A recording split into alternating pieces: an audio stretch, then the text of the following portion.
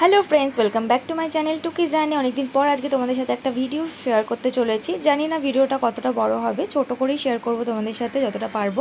তো দেখতে পাচ্ছি আমি রেডি হয়ে গেছি। এখন আছি আমি আমার শ্বশুর বাড়িতে। আমি রেডি ফেডি হয়ে যাব বাপের বাড়িতে, বিকজ তোমরা সবাই জানো আজকে জামাই ষষ্ঠী। এই যে আমি শাড়িটা পরেছি, এই শাড়িটা আমার শাশুড়ি এনে দিয়েছিল নবদ্বীপ থেকে। তো এই যে আমি আর আমার ছোটো যা বেরিয়ে গেছি। আমরা দুজন আজকে সেম সেম শাড়ি পরেছি। ওর বাপের বাড়ি যাচ্ছে, আমি আমার বাপের বাড়ি যাচ্ছি। তো চলো সেখানে গিয়ে দেখা হবে আবার। তো রাস্তায় একটুখানি ভিডিও করে নিলাম। এই যে আমার বর গাড়ি চালাচ্ছে আর আমরা এখন রাস্তায় আছি, বেরিয়ে গেছি।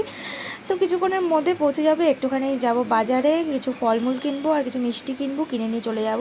আমি অনেকটা রাস্তা দেখতে দেখতে গভীর চিন্তায় চলে গেছি। তো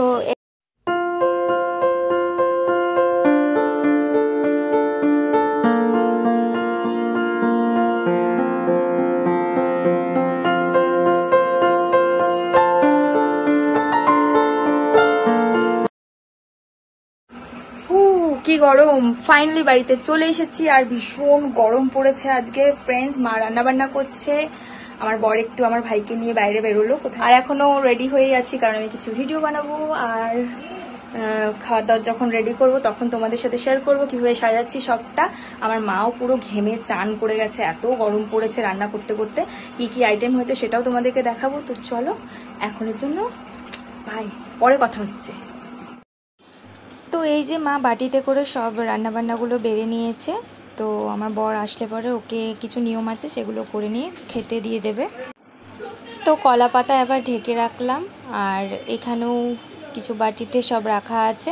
তো তোমাদেরকে সেটা পরে দেখাচ্ছি। এই যে আমার হাজব্যান্ড চলে এসছে, এখন সব নিয়ম টিয়মগুলো পালন হচ্ছে। মা ওকে পাখার হাওয়া জল ফল এগুলো সব দেবে।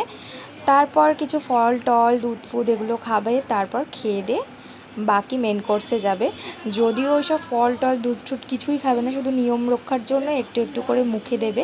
আর তাই করেছে ও, বাকিগুলো সব রেখেই দিয়েছে। তো যাই হোক, এবারে আমাদের ফার্স্ট জামাই ষষ্ঠী, ভীষণ এক্সাইটেড আমরা। আর মা এখন আমাকেও সুতো বেঁধে দিয়েছে আর ওই পাখার হাওয়া জল এই সমস্ত কিছুগুলো আমাকেও দিয়ে দিয়েছে। তো এখন আবার আমরা খেতে বসবো। তো বসে আছি, মা খাবারগুলো বাড়তে গেছে। আর এই যে ওকে বলছিলাম ফলগুলো খেতে, ও খাচ্ছিলই না। তো যাই হোক, এই যে মা খাবার দিয়ে দিয়েছে সুন্দর করে গুছিয়ে। সব মাটির থালা বাটি গ্লাস সমস্তটা কিনে আনা হয়েছে। আর কি কি আছে চলো তোমাদের বলে দিই। চিংড়ি মাছ আছে, কাতলা মাছ আছে, ইলিশ মাছ আছে, মাটন আছে, কচুর শাক আছে, দই আছে, পায়েস মিষ্টি আর এই 3-4 রকমের ভাজা আছে। তো এখন ও খেতে বসে গেছে। ওর খাওয়া দাওয়া হয়ে গেলে আমরাও খেয়ে নেব। ও তো বলছে, ওকে জিজ্ঞেস করছি রান্নাবান্না কেমন হয়েছে, ও তো বলছে দারুণ হয়েছে। আর সত্যি আমি খাওয়ার পর বুঝতে পেরেছি ভীষণ টেস্ট হয়েছে। আমার মা বরাবরই একটু ভালো রান্না করে, মায়ের থেকে একটু একটু শিখছি আমি। তো চলো বাই বাই, ভিডিওটা এখানেই শেষ করছি।